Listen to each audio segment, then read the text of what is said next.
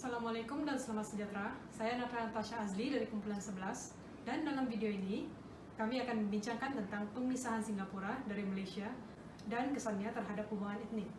Kami akan membincangkan tentang beberapa subtopik penting, yaitu sejarah pemisahan Singapura dari Malaysia, kesannya terhadap hubungan etnik, tokoh-tokoh yang terlibat, dan faktor-faktor pemisahan Singapura dari Malaysia.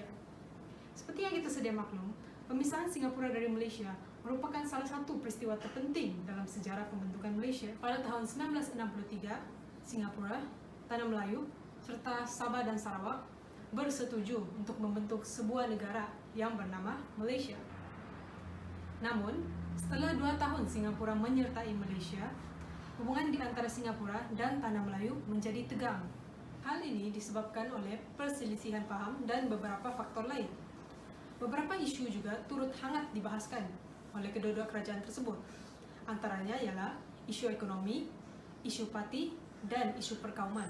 Akhirnya, pada tahun 1965, Singapura berpisah secara rasminya dari Malaysia disebabkan oleh beberapa faktor.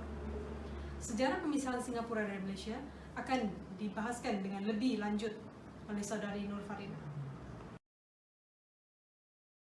Nama saya Nur Farina dan seterusnya saya akan membincangkan tentang pemisahan Singapura daripada Malaysia. Secara kronologinya, pada 1961, idea untuk menubuhkan Malaysia telah diutarakan oleh YKM Tunku Abdul Rahman Putra di Dewan Rakyat setelah mendapat persetujuan daripada Sabah, Sarawak dan Brunei. Pada 16 September 1963, Malaysia pun telah terbentuk yang terdiri daripada 14 buah negeri termasuklah Singapura. Tetapi terdapat perbezaan ideologi di mana Singapura menginginkan hak yang sama rata tetapi Kerajaan Persekutuan ingin menumpukan kepada kaum Melayu dan juga Bumi Putra. Dan pada tahun itu juga PAP dan UMNO telah melanggar syarat perjanjian apabila mereka mengadakan pilihan raya di Singapura dan juga Malaysia.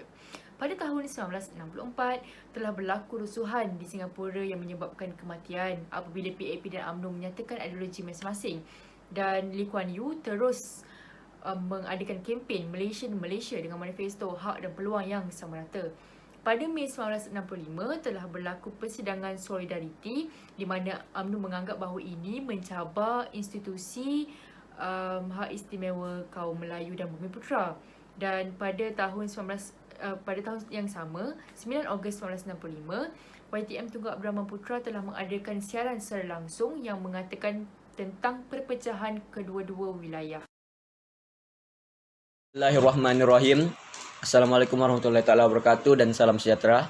Saya Muhammad Izzat bin Madi Mundri akan membincangkan tentang pihak-pihak yang terlibat dalam pemisahan Singapura dari Malaysia. Pihak yang pertama terlibat ialah Tunku Abdul Rahman.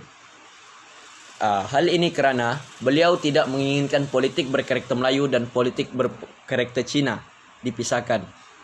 Setelah itu, perkembangan penglibatan pemimpin PAP ataupun People Action Party dalam politik persekutuan yang semakin bertambah.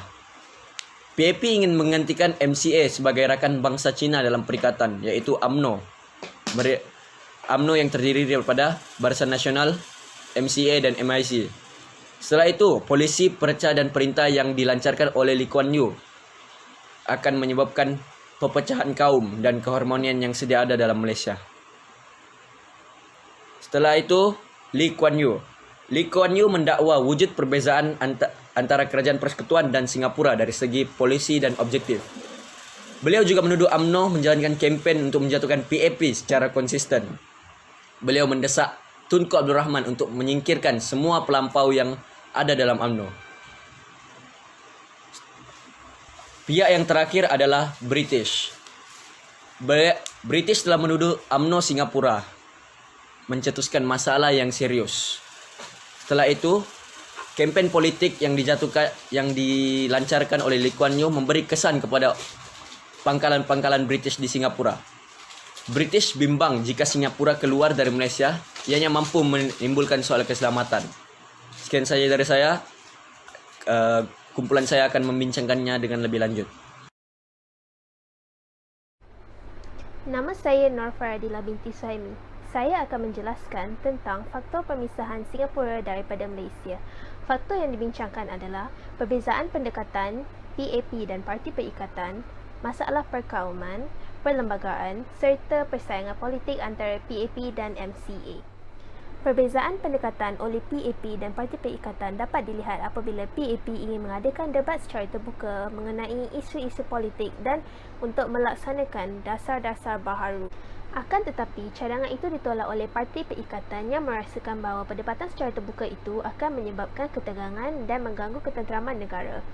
Masalah perkauman kerap timbul selepas penyatuan Singapura dan Malaysia dan dapat dilihat melalui beberapa perkara seperti kedudukan orang Melayu di Singapura, perjuangan konsep Malaysian-Malaysia, perebutan kuasa politik antara kaum Melayu dan bukan Melayu dan sebagainya. PAP yang ingin memperjuangkan hak kesamarataan dilihat telah mencetuskan rusuhan kaum dengan mengutarakan isu-isu yang sensitif. Faktor yang seterusnya ialah perlembagaan. Okey, dalam perlembagaan ini dia melibatkan isu ekonomi dan kewangan. Mengikut perjanjian Malaysia, Singapura diberi kuasa untuk memungut cukai eksais, cukai kastam dan cukai pendapatan. Semua hasil yang dikutip akan diberikan 60% kepada pihak Singapura manakala 40% kepada pihak Kerajaan Persekutuan.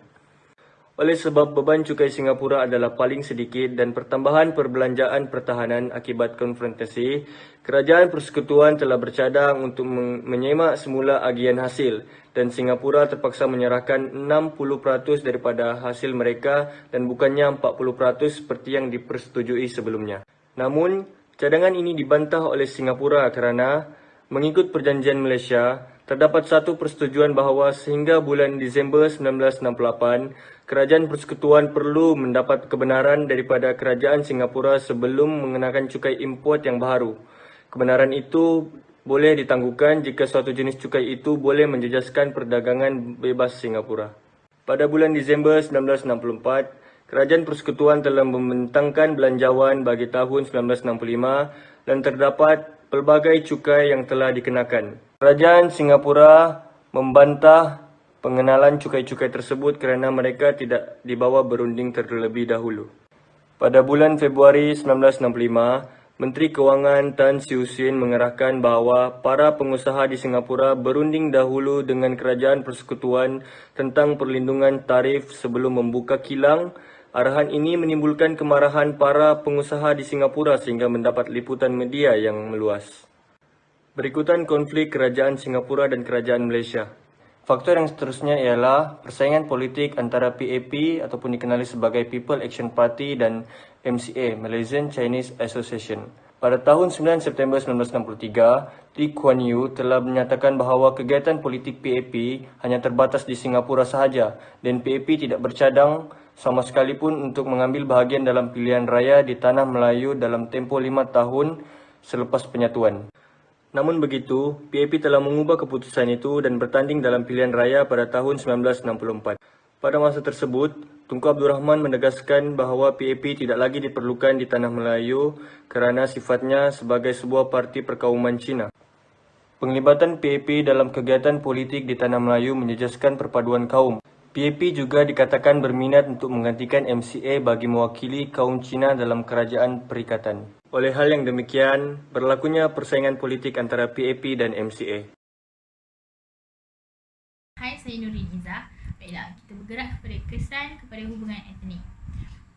Untuk kesan kepada hubungan etnik ni, pemisahan Singapura dengan Malaysia ni dia lebih nampak kesannya kepada masyarakat Cina dan Melayu.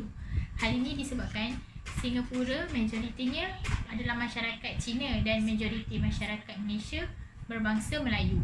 Kesan kepada hubungan etnik ni kita dapat lihat dalam dua jenis, iaitu kesan jangka pendek dan kesan jangka panjang. Untuk kesan jangka pendek, hubungan antara masyarakat Cina dan Melayu menjadi lebih tegang. Ini kerana segelintir masyarakat Cina di Malaysia yang masih menyokong parti PAP waktu itu berasa tidak adil dengan keputusan yang dibuat. Manakala untuk Melayu pula, mereka masih tetap dengan pendirian mereka untuk mempertahankan hak keistimewaan Melayu. Jadi, itu untuk jangka masa pendek. Untuk jangka masa panjang pula, kita dapat lihat isu perkauman antara dua kaum ini berkurangan. Hal ini kerana sebelum Singapura keluar, pemimpin mereka iaitu Lee Kuan Yew, beliau sering memburukkan Kerajaan Persekutuan dan menuduh kerajaan tidak adil terhadap masyarakat Cina. Jadi segala isu kenyataan propaganda yang dinyatakan oleh beliau ni seringkali menjadi sensitif kerana ia menyentuh isu perkauman antara kaum Cina dan Melayu. Dan apabila Singapura berpisah daripada Malaysia, berkurangnya isu politik dan propaganda yang menggugat keamanan dan kesepaduan rakyat. Oleh itu, rakyat hidup dalam keadaan yang lebih harmoni dan sejahtera walaupun berbeza budaya, agama dan bangsa. Itu adalah kesan untuk jangka masa panjang. Secara kesimpulannya, terdapat beberapa faktor yang mempengaruhi pemisahan Singapura daripada Persekutuan Malaysia. Antara faktornya ialah perbezaan pendekatan dan pendapat antara PAP dan Parti Perikatan, di mana kedua-dua parti mempunyai pandangan yang berbeza dalam mengawal isu perkauman. Kedua ialah masalah perkauman antara kaum Melayu dan kaum Cina, di mana kaum Melayu di Singapura berasa diabaikan dan dicabar kedudukan istimewa orang Melayu. Dan ketiga ialah persaingan politik antara PAP dan MCA, di mana Tunku Abdul Rahman menegaskan bahawa PAP tidak diperlukan kerana sifat parti itu sebagai sifat parti perkauman Cina. Antara kesan terhadap hubungan etnik daripada peristiwa ini ialah pada awalnya hubungan antara kaum Melayu dan kaum Cina menjadi lebih tegang kerana terdapat pihak yang berasa tidak puas hati dengan keputusan yang dibuat. Namun, dalam jangka masa yang panjang, isu perkauman berkurangan, terutamanya antara kaum Melayu dan kaum Cina. Ini kerana isu politik dan propaganda berkurangan dan rakyat dapat hidup dalam keadaan yang lebih sejahtera dan harmoni, walaupun berbeza agama, budaya dan bangsa. Terima kasih. Budaya kaum yang akan kami kongsikan dalam video ini adalah kaum Kadazan Dusun. Tahukah anda bahawa kaum Kadazan Dusun merupakan etnik terbesar di Sabah? Perayaan yang disambut oleh kaum Kadazan Dusun tidak lain dan tidak bukan adalah Pesta Kaamatan. Pesta Kaamatan disambut pada setiap akhir bulan Mei setiap tahun selepas musim menuai. Perayaan ini bertujuan untuk melahirkan rasa syukur atas hasil tuaian serta mengingati kisah anak Tuhan iaitu Umi Nodun yang dikorbankan bagi mengelakkan kaum Kadazan Dusun daripada mati kelaparan. Pesta ini disambut buat pertama kalinya pada 30 Jun 1960 di St. Michael Penampang. Kemudian, pada tahun 1985, Tan Sri Joseph yang merupakan Ketua Menteri Sabah ketika itu telah mengubah tarikh Pesta Kaamatan kepada 30 dan 31 Mei setiap tahun. Seterusnya, saya akan membincangkan tentang makanan bagi kaum Kadazan Dusun. Makanan bagi sesuatu kaum merupakan identiti dan pengenalan di sebuah kaum. Terdapat banyak jenis makanan dalam masyarakat Kadazan Dusun, di mana makanan ini kebiasaannya akan dihidang pada Pesta Kaamatan iaitu pada 30 dan 31 Mei. Antara makanan yang lazim di kalangan kaum Kadazan Dusun ialah hinaba, nonsum, pinasakan, poso, tuhau dan sup manuk lihing. Hinaba ialah makanan tradisi Kadazan Dusun yang paling popular. Bahan yang diperlukan untuk menyediakan masakan ini ialah isi ikan, biji buah pambangan, cili merah, halia, bawang merah, limau kapas dan garam. Seterusnya, nonsum atau dikenali sebagai jeruk dalam bahasa Melayu. Terdapat beberapa jenis nonsum iaitu nonsum sada, nonsum bambangan dan nonsum tuhau. Seterusnya, pinasakan. Bahan yang diperlukan untuk penyediaan makanan ini ialah ikan, sedikit biji kunyit dan halia, biji asam jawa atau buah asam takuk bakuk, garam, serbuk perasa dan sedikit air. Akhir sekali, sup manuk lihing atau dikenali sebagai sup ayam lihing.